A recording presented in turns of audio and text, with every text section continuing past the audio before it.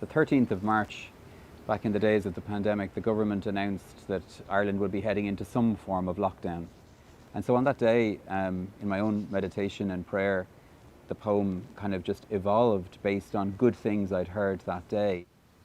It was a way of honouring the fact that no matter how difficult things can be, there is something in the human spirit, a grace, I would believe, that allows us in those moments to really recover who we are. Richard Hendrick, a Franciscan priest in Ireland, has written a poem about that place. It's titled Lockdown. Here are some of the portions of it. Yes, there is fear. Yes, there is isolation.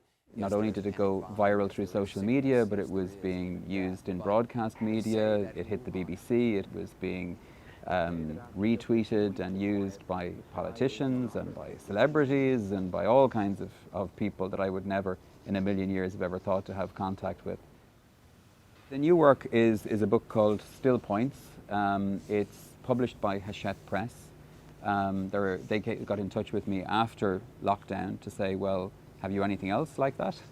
And I had been posting at that stage on social media reflective pieces around how to be mindful, how to be present, how to live the richness of the day, how to live the beauty of creation in a praiseworthy way, and particularly I suppose sharing the insights of the Christian contemplative tradition, which is quite often forgotten about, but is a very deep and ancient tradition of mysticism and indeed of mindfulness in its own way.